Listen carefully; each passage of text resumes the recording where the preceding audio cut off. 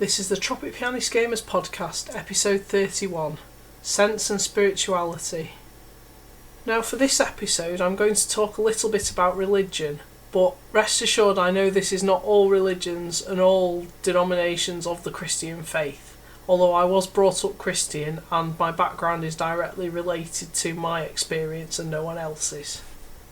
As a child, you don't really know anything different. You're just told what to do and you do it without any second thoughts. So it was natural for me to go to a Church of England school and then a Church of England secondary school, along with going to church every Sunday, Sunday school every Sunday as a primary school kid, and then youth club as a teenager. And I got involved with everything I could.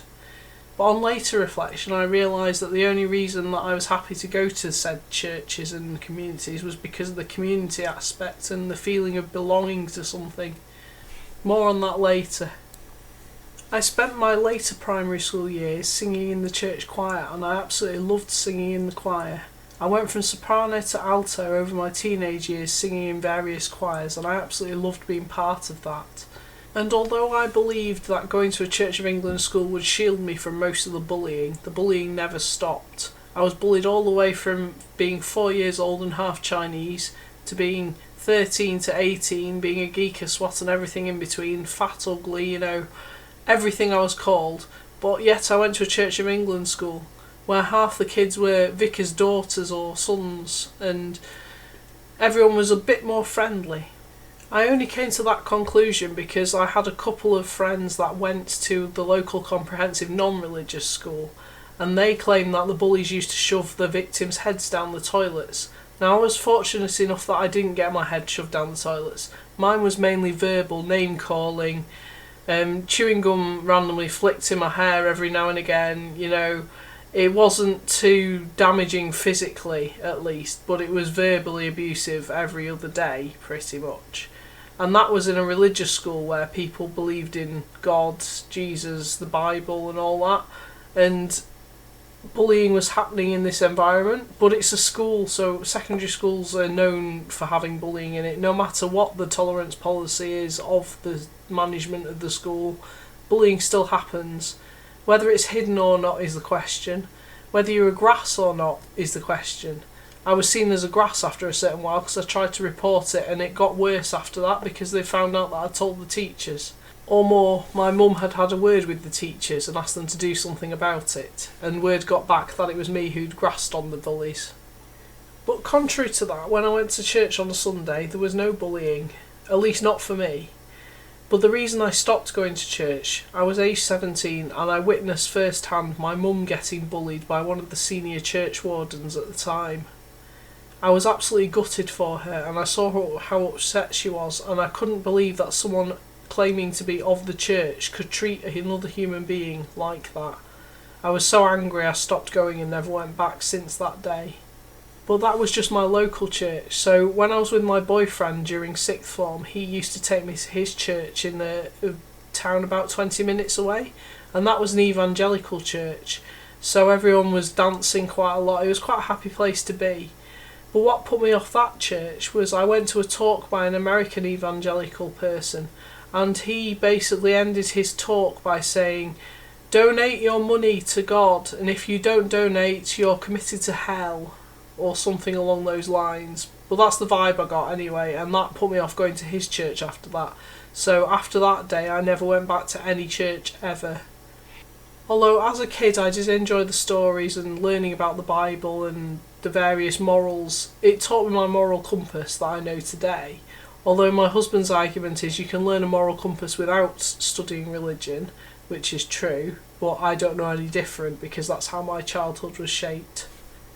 Which of course in my teenage years that actually helped because my parents trusted me not to get up to anything with said boyfriends that I had, because I had a boyfriend from age 13 to 16 and then 16 to 19, and both times they left us alone plenty of times because they trusted me, because the religious teaching tells us no sex before marriage. That's what I believed in right up until I was 17 and went away from the church. I was trusted as a teenager, when most teenagers were getting pregnant and having abortions at my school. I'm pretty sure about half the class, even though we went to a Church of England school, had had an abortion by the time they were 16. But as I mentioned previously, I left the church at age 17 and never looked back. So by the time I hit 21 and met my now husband, I'd changed my views and decided that if I met the right person, I was willing to change my faith and my beliefs.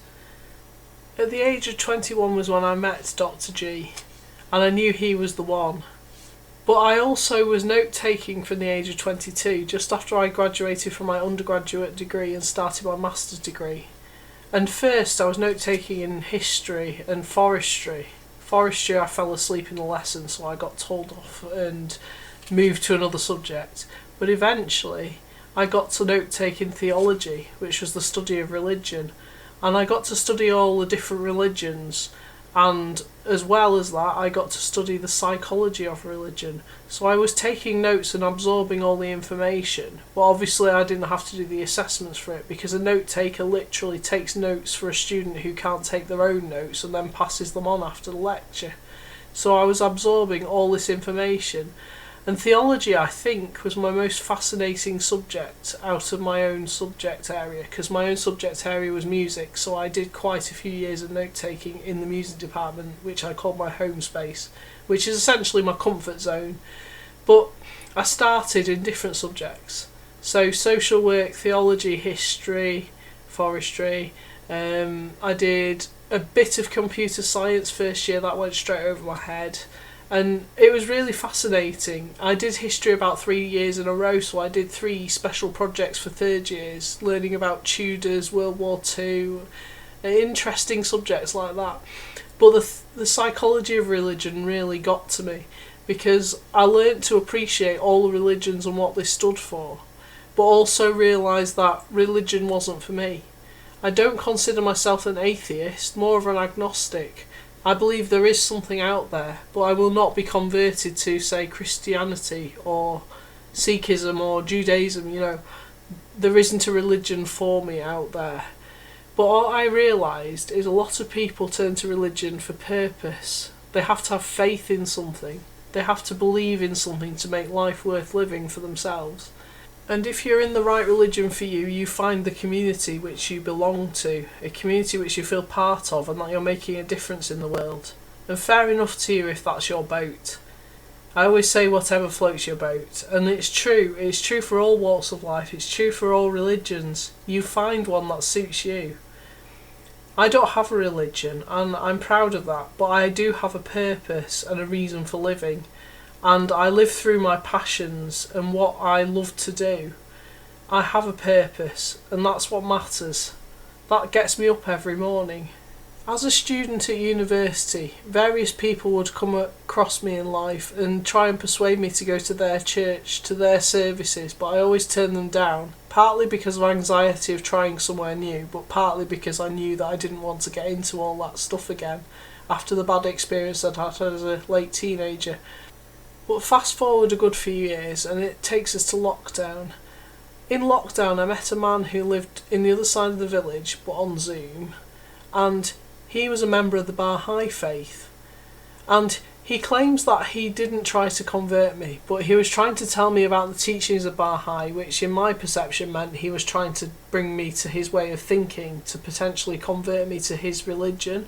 But I would not be converted, although I would listen to what he had to say and what his community had to say, as we all gathered on Zoom.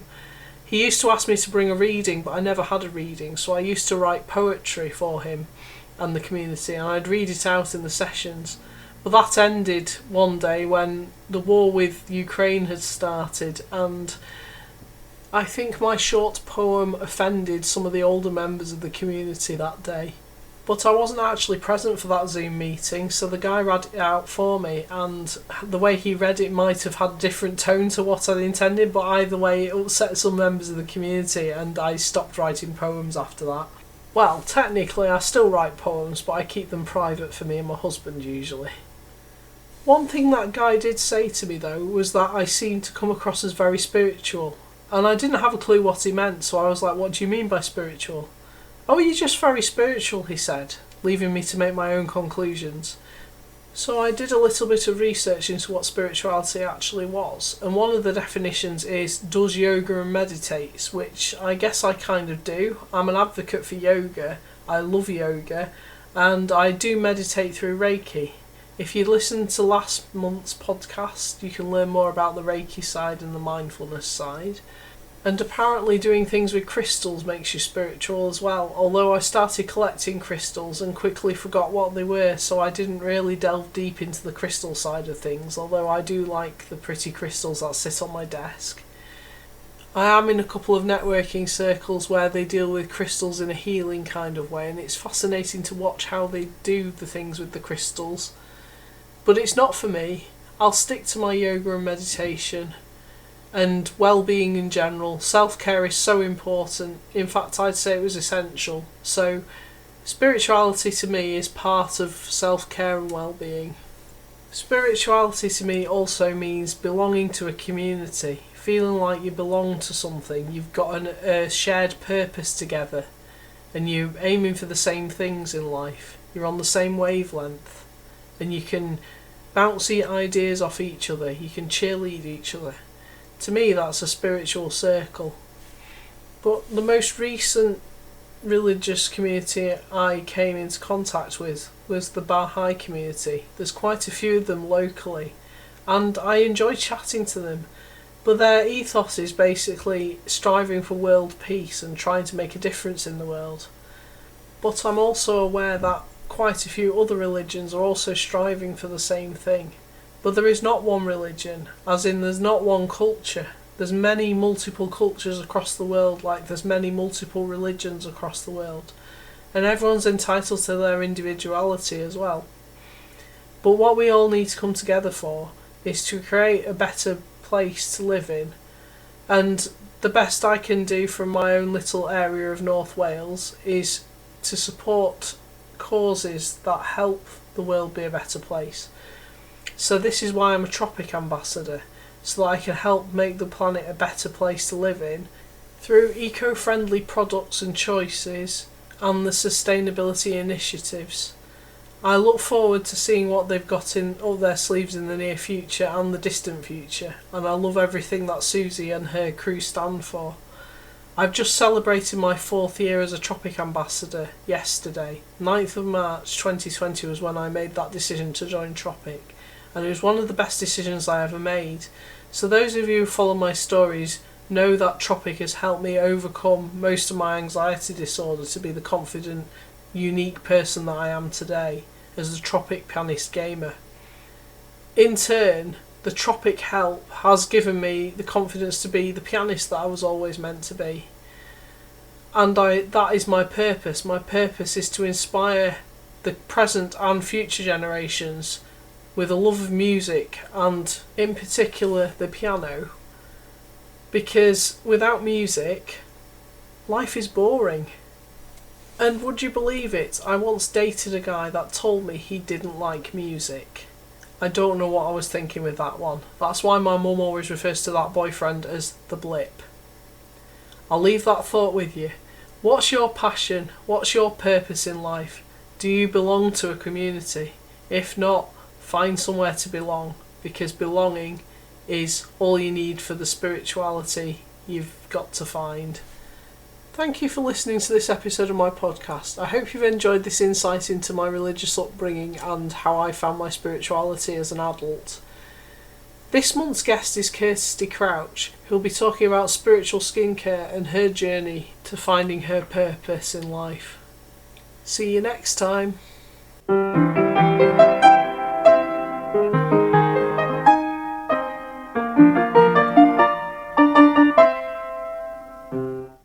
Today's podcast is sponsored by Claire Goldsmith. Claire's mission is to bring ladies together online and in person, where she wants to show them how being creative is a great way to relax. As ladies, we rarely take time to switch off from everyday life and its stresses. Let Claire help you find a way to escape, switch off and unwind. Claire is running an online art journaling programme starting on the 11th of March, where as part of the price she will send you everything you need to make your own art journal. She will then guide you through the steps on lives and videos within a group on Facebook. You can find Claire at the Facebook group Crafty Circle with Betty and Grace.